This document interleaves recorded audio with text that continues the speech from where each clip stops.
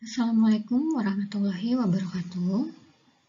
Pada kesempatan kali ini saya akan menjelaskan materi pertemuan ke-13 untuk mata kuliah kecerdasan artifisial atau Artificial Intelligence, yaitu mengenai Reinforcement Learning. Pada Reinforcement Learning, dalam penyelesaian masalahnya terdapat suatu agen yang berinteraksi dengan lingkungan, atau disebut action. Kemudian, mengembalikan reward sebagai sinyal terhadap action tersebut. Jadi, dalam reinforcement learning ini tujuannya adalah mempelajari bagaimana cara melakukan action untuk memaksimumkan reward-nya. Berikut ilustrasi detailnya. Pada reinforcement learning, kita memiliki agen dan environment. Environment memberikan agen suatu state ST, kemudian agen akan mengambil action berdasarkan state tersebut. Lalu environment memberikan reaksi berupa reward, dan tentunya state selanjutnya atau ST plus 1. Hal ini berulang terus dalam suatu loop hingga environment memberikan terminal state yang menghentikan proses ini. Mari kita lihat beberapa contoh kasusnya. Yang pertama yaitu pada permasalahan cut pole atau gerobak tiang. Tujuannya yaitu menyeimbangkan suatu tiang yang ada di atas gerobak yang bergerak. Kemudian state adalah keadaan saat ini, misalnya besar sudut dan kecepatan sudut tiang, serta posisi dan kecepatan horizontal dari gerobaknya. Actionnya misalnya gaya horizontal yang dilakukan terhadap gerobaknya. Kemudian rewardnya yaitu 1 pada setiap time step jika tiangnya seimbang atau tegak lurus. Jadi harapannya adalah tiangnya ini seimbang selama mungkin. Kasus selanjutnya yaitu pada robot locomotion atau robot yang bergerak. Tujuannya yaitu membuat robot tersebut bergerak maju. State-nya yaitu sudut dan posisi dari sendi-sendi robot. Action-nya berupa gaya memutarnya. Kemudian reward-nya bernilai 1 pada setiap time step jika robot tersebut tegak dan maju. Kemudian, game juga merupakan salah satu kasus yang cocok diselesaikan dengan reinforcement learning. Contohnya yaitu pada Atari Games atau video game, di mana agennya adalah playernya. State-nya yaitu raw pixel dari game state atau pixel yang terlihat dalam layar.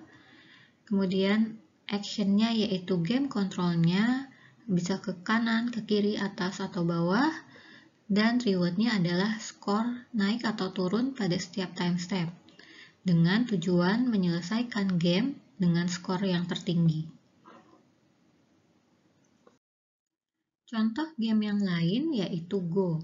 Pada tahun 2016 merupakan suatu pencapaian besar bagi Deep Reinforcement Learning, di mana pada permainan AlphaGo yang dibuat oleh DeepMind, antara seorang master Go bernama Lee Sedol melawan komputer dalam 5 pertandingan, Lee Sedol hanya mampu menang sekali saja. Nah, pada permainan Go ini tujuannya tentu adalah memenangkan permainan. State-nya yaitu posisi dari setiap batu hitam putih di atas papan. Action-nya yaitu memindahkan batu ke posisi lain, sedangkan reward-nya bernilai 1 jika menang pada akhir permainan dan 0 jika kalah. Kemudian bagaimana kita memformulasikan permasalahan reinforcement learning ini secara matematis? Formulasi matematis dari RL problem dikenal dengan Markov Decision Process atau MDP. Dan MDP memenuhi Markov Property, yang berarti state saat ini menggambarkan state dari word. MDP didefinisikan sebagai tupel dari objek S, A, R, P, dan gamma. S merupakan sekumpulan state yang mungkin, A sekumpulan action yang mungkin, R yaitu distribusi reward berdasarkan pasangan state dan action, P P merupakan transition probability atau distribusi terhadap state selanjutnya setelah pasangan action state ini dijalankan. Sedangkan gamma adalah discount factor, yaitu seberapa besar menilai reward yang datang segera dibandingkan nanti. Prosesnya yaitu sebagai berikut. Pada step awal, yaitu T sama dengan 0, environment mengambil sampel step awal S0 dari suatu distribusi P S0. Kemudian, untuk T sama dengan 0 sampai selesai dalam suatu loop, dilakukan proses-proses berikut, yaitu agen memilih action AT, environment mengambil sampel reward RT dari distribusi R setelah STAT, environment mengambil sampel state selanjutnya ST plus 1 dari distribusi P setelah STAT tertentu, kemudian agen menerima reward RT dan state selanjutnya ST plus 1.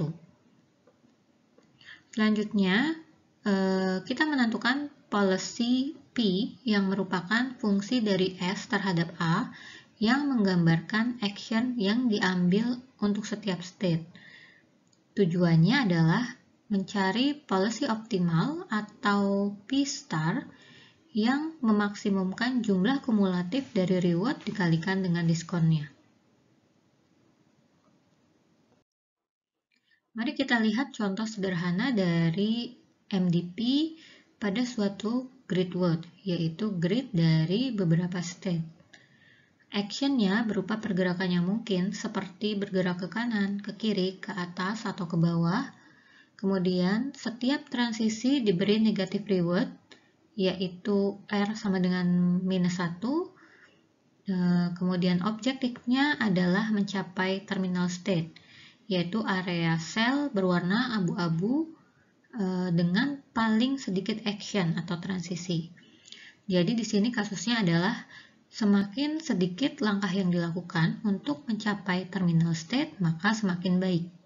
Oleh karena itulah setiap transisi diberi negative reward dan diakumulasikan. Kemudian di sini ada dua ilustrasi kemungkinan policy. Policy ini sebenarnya adalah istilah untuk strategi yang diterapkan oleh agen untuk memutuskan tindakan selanjutnya berdasarkan keadaan saat ini. Yang pertama yaitu random policy, yang berarti memilih secara random sel yang ada dengan semua kemungkinan action yang mungkin untuk sampai ke terminal state dengan probability yang sama. Sedangkan yang kedua yaitu optimal policy, yang berarti action yang dipilih adalah yang paling mendekatkan ke terminal state.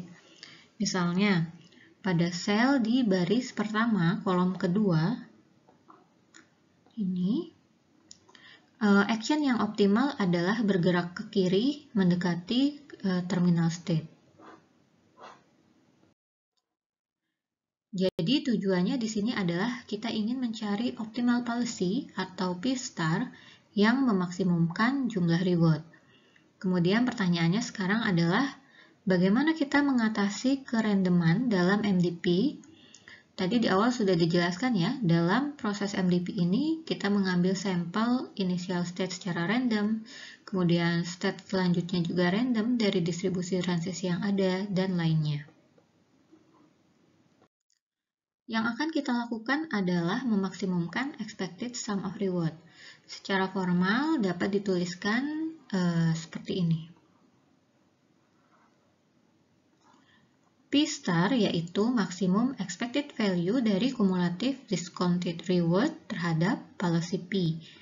Dengan state-nya merupakan sampel dari distribusi state, action-nya juga sampel dari policy given state tertentu, dan next state-nya merupakan sampel dari distribusi transition probability. Sebelum menghitung optimal policy tadi, mari kita bahas dulu beberapa definisi terkait itu. Yang pertama yaitu value function dan key value function. mengikuti suatu policy, kita menghasilkan sampel suatu trajectory atau path dari state, action, dan reward mulai dari initial state, yaitu S0, A0, R0, kemudian S1, A1, R1, dan seterusnya. Kemudian bagaimana mengukur seberapa baik suatu state? Nah, ini disebut dengan value function dari setiap state S yang merupakan expected cumulative reward dari mengikuti policy dari state S.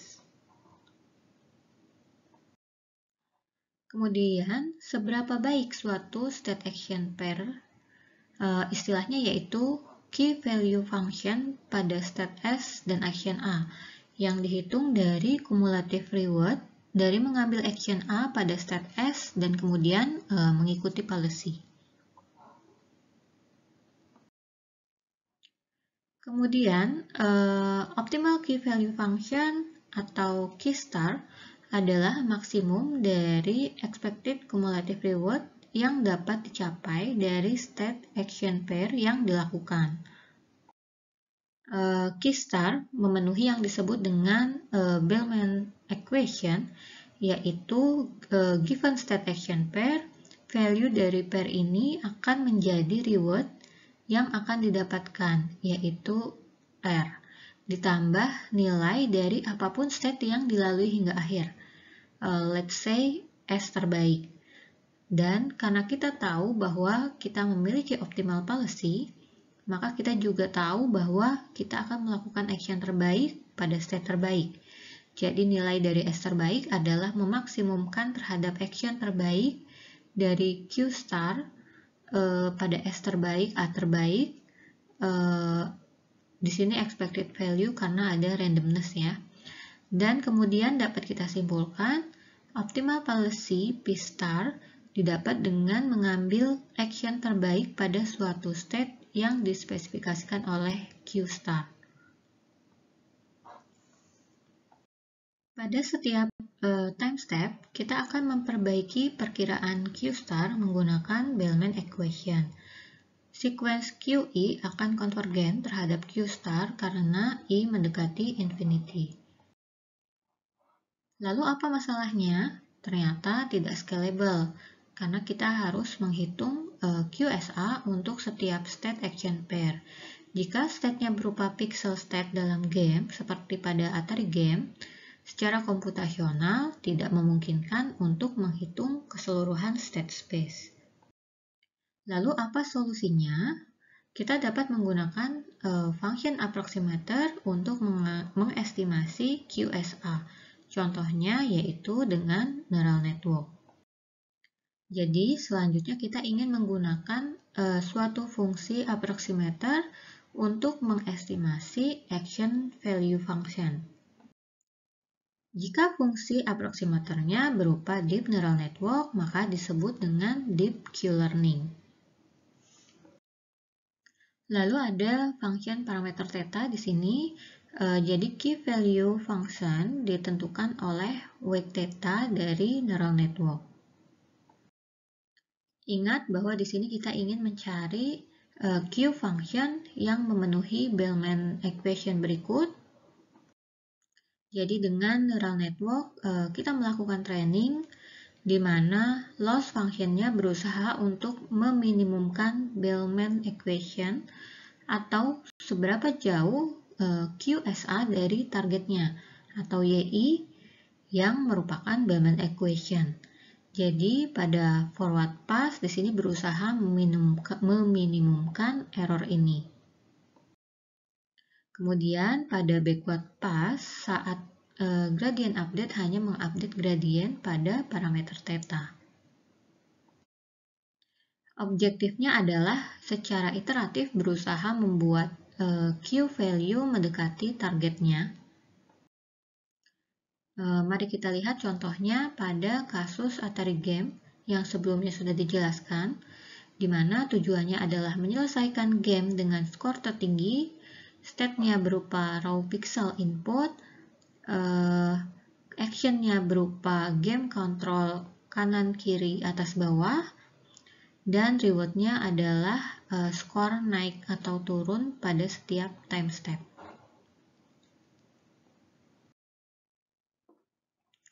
Berikut contoh network yang digunakan, di mana kita memiliki queue network dengan weight theta, inputnya yaitu state st. Pada prakteknya, state-nya berupa stack dari 4 frame terakhir. Jadi kita memiliki beberapa history, kemudian setelah pre-processing, misalnya grayscale conversion, downsampling, dan cropping, maka didapat matriks 84 kali 84 kali 4 dari stack 4 frame terakhir. Kemudian, input ini dimasukkan ke suatu convolutional layer, lalu full connected layer, dan akhirnya sampai ke last fully connected layer untuk mendapatkan key value untuk setiap action. Jadi misalnya ada 4 action, maka outputnya 4 dimensi, yaitu QSTA1, QSTA2, QSTA3, QSTA4. Untuk jumlah actionnya bisa bermacam-macam ya, di antara 4-18 tergantung dari Atari gamenya. Kemudian dengan network ini secara efisien kita dapat menghitung key value untuk semua action dari current state. Kemudian untuk trainingnya, seperti sudah dijelaskan sebelumnya, kita menggunakan loss function berikut pada forward pass, yaitu secara iteratif membuat key value mendekati targetnya, dan pada backward pass mengupdate gradiennya. Kemudian pada saat learning dari sampel yang diambil secara berturut-turut, maka sampelnya jadi saling berhubungan ya, sehingga menyebabkan learningnya tidak efisien. Contohnya, jika memaksimumkan action untuk bergerak ke kiri, maka training sampelnya akan bias karena didominasi oleh sampel dari sebelah kiri. Permasalahan ini diselesaikan dengan yang disebut dengan experience replay, yaitu dengan menggunakan suatu replay memory table dari transisi state, action, reward, dan next step, kemudian secara kontinu mengupdate tabel ini dengan transisi baru yang didapatkan sebagai experience.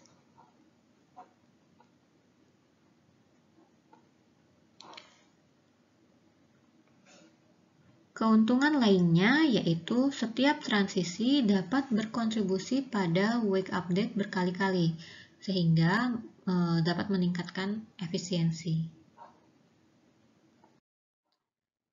Berikut adalah algoritma lengkap dari Deep Q Learning dengan experience replay. Pertama, yaitu dilakukan inisialisasi replay memori untuk kapasitas N, dan inisialisasi Q network dengan random way. Kemudian kita akan memainkan M episode atau full game, jadi kita akan melakukan training episode. Kemudian inisialisasi state menggunakan starting game screen pixel pada awal dari setiap episode. Untuk setiap time step T dari game, kita memilih random action AT dengan small probability, atau bisa juga dengan memilih greedy action atau action terbaik dari current policy. Kemudian ambil action AT dan cek reward RT dan next step as T+1. Simpan transisinya di replay memory. Kemudian ambil sampel mini batch transisi dari replay memory dan lakukan gradient descent step.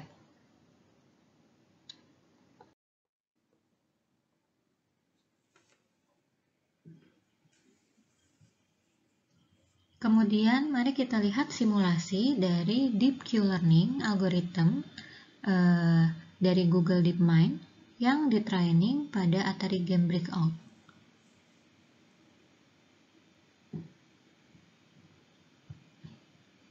Inputnya yaitu berupa raw game pixel. Ini pada saat awal training, dia berusaha belajar untuk memukul bola, namun belum berhasil secara kontinu. Masih mencoba-coba.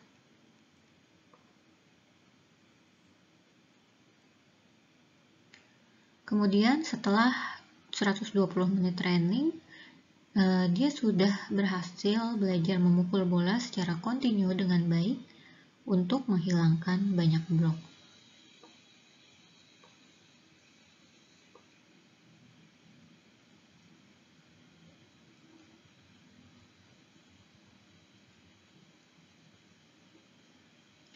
Dan kemudian setelah 240 menit di sini dia sudah berhasil memainkannya like a pro ya, dengan cepat sekali. Jadi inilah contoh penerapan Deep Q-Learning untuk melatih agen agar bisa bermain Atari game. Kemudian, apa permasalahan dari Q-Learning? Q function-nya dapat menjadi sangat complicated. Contohnya yaitu suatu robot yang berusaha untuk memegang suatu objek. Dia akan memiliki state space yang sangat high dimensional, sehingga sangat sulit untuk mempelajari nilai pasti dari setiap state action pair. Namun, di sisi lain, dengan policy dapat menjadi lebih sederhana. Misalnya, strategi yang perlu dilakukan robot sebenarnya mungkin hanya gerakan sederhana saja, seperti menutup tangan, yaitu dengan memindahkan jari-jarinya dengan arah tertentu. Kemudian pertanyaan selanjutnya adalah, bisakah kita mempelajari policy ini secara langsung? Misalnya dengan mencari policy terbaik dari sekumpulan policy yang ada. Tekniknya dikenal dengan policy gradient. Secara formal didefinisikan suatu parameterized policy, yaitu sekumpulan policy dengan weight theta. Kemudian untuk setiap policy nilainya didefinisikan dengan expected value dari jumlah cumulative reward seperti sebelumnya ya. Kemudian goalnya adalah kita ingin mencari optimal policy atau theta star yang memaksimumkan J theta. Nah, bagaimana kita mendapatkan optimal policy ini? Yaitu dengan melakukan gradient ascent pada policy parameter. Algoritmanya dikenal dengan nama reinforced algorithm. Secara matematis dapat ditulis seperti ini. J theta sama dengan expected future reward terhadap trajectory atau path, dan kita akan mengambil sampel trajectory dari experience, yaitu S0, A0, R0, S1, dan seterusnya. Menggunakan beberapa policy P dari theta, dan untuk setiap trajectory kita dapat menghitung reward-nya. Value dari policy theta berupa expected reward dari trajectory tersebut. Jadi di sini kita akan melakukan gradient ascent ya. Mari kita diferensialkan formula berikut. Di sini permasalahannya ternyata sulit dikontrol. Jadi gradient dari expectation-nya bermasalah ketika P-nya bergantung pada theta. Karena kita ingin mengambil gradient dari P dari tau given theta, namun kita ingin mengambil integral terhadap tau. Namun, kita dapat melakukan suatu trik di sini. Kita coba mengalihkan pembilang dan penyebutnya dengan 1, kedua-duanya dengan P dari tau given theta. Kemudian, menjadi ekuivalen dengan P dari tau dikalikan gradient terhadap theta dari log P. Kemudian jika kita masukkan kembali ke persamaan diferensial sebelumnya, di sini sudah terlihat lebih baik karena kita memiliki gradien dari log P dikalikan dengan probability dari semua trajectories. Lalu menghitung integral terhadap tau di sini sehingga menjadi expectation terhadap trajectories tau, dan kita mengambil gradien dari trajectories. Selanjutnya sebenarnya inti dari reinforce adalah dapat diestimasi dengan Monte Carlo sampling. Selanjutnya, dapatkah kita menghitung formula ini tanpa mengetahui transition probability-nya? Jadi di sini kita memiliki P tau yang merupakan probability trajectories didapatkan dengan dot product dari semua transition probability dari next state, given state dan action dikalikan dengan probability dari action yang diambil berdasarkan policy P. Dan kemudian kita mendiferensialkannya. Ternyata setelah didiferensialkan tidak bergantung pada transition probabilities. Sehingga ketika kita mengambil sampel trajectory tau, kita dapat mengestimasi J theta dengan formula berikut. Intuisinya adalah jika reward dari trajectory atau sequence dari actionnya tinggi, kita dapat menaikkan probability dari action. Dan sebaliknya, jika reward dari trajectory atau sequence of actionnya rendah, kita dapat menurunkan probability dari action. Jadi misalnya tidak perlu mengambil sampel terlalu banyak. Sederhananya dapat dikatakan jika trajectory baik, maka semua actionnya baik.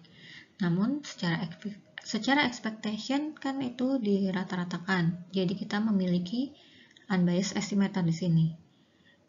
Jika kita memiliki banyak sampel, maka kita akan memiliki estimasi gradiennya lebih baik sehingga mencapai lokal optimum parameter theta. Namun permasalahannya yaitu ada kemungkinan variance-nya tinggi. Nah, bagaimana solusi untuk mengurangi variance tersebut? Di antaranya yaitu menaikkan probability dari action yang sudah dilakukan dengan kumulatif future reward dari state tersebut. Kemudian ide lainnya yaitu menggunakan discount factor gamma untuk mengabaikan delay effect. Permasalahan lainnya yaitu raw value dari trajectory sebenarnya tidak berarti ya di sini. Tidak ada meaningnya. Contohnya, jika semua rewardnya positif, maka probability actionnya terus dinaikkan. Yang paling penting kan padahal sebenarnya apakah reward lebih baik atau lebih buruk dari yang diharapkan. Nah, makanya idenya yaitu mengenalkan fungsi baseline tergantung dari state-nya. Sehingga estimatornya yaitu menggunakan formula berikut. Simple baseline-nya yaitu dengan menghitung moving average dari reward yang sudah dilalui dari semua trajectories. Teknik variance reduction ini biasa digunakan pada vanilla reinforce. Baseline yang lebih baik yaitu menaikkan probability suatu action dari state. Jika action ini lebih baik dari expected value yang seharusnya didapatkan dari state. Nah, ini mungkin mengingatkan pada sesuatu yang sudah dibahas sebelumnya ya, yaitu Q function dan value function.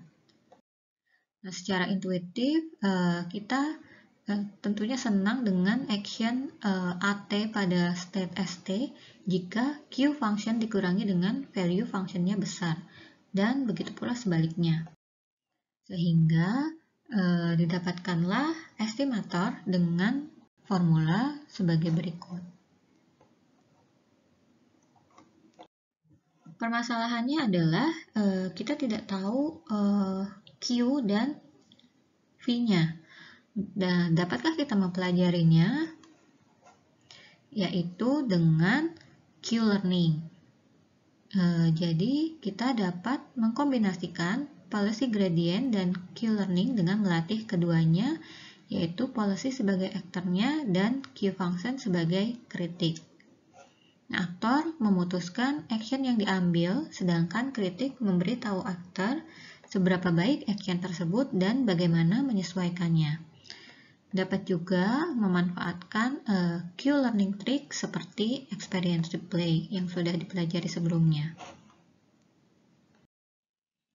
Adapun ringkasan materi yang dibahas hari ini yaitu yang pertama policy gradient. Policy gradient ini sangat general, namun variasinya tinggi sehingga butuh banyak sampel. Dan tantangannya adalah efisiensi dari sampel itu sendiri. Kemudian yang kedua yaitu Q-learning. Q-learning tidak selalu dapat dilakukan seperti yang sudah dibahas sebelumnya. Namun jika berhasil seperti pada Atari Game, biasanya sampel yang diambil lebih efisien. Sedangkan challenge-nya yaitu perlu cukup eksplorasi. Sekian materi yang bisa saya sampaikan mengenai reinforcement learning. Berikut referensi yang digunakan dalam menyusun materi yang telah disampaikan, diantaranya dari buku Deep Learning oleh Goodfellow et al. Beserta online resource dari Stanford. Jika ada pertanyaan, silakan disampaikan melalui email berikut. Semoga bermanfaat dan terima kasih atas perhatiannya. Wassalamualaikum warahmatullahi wabarakatuh.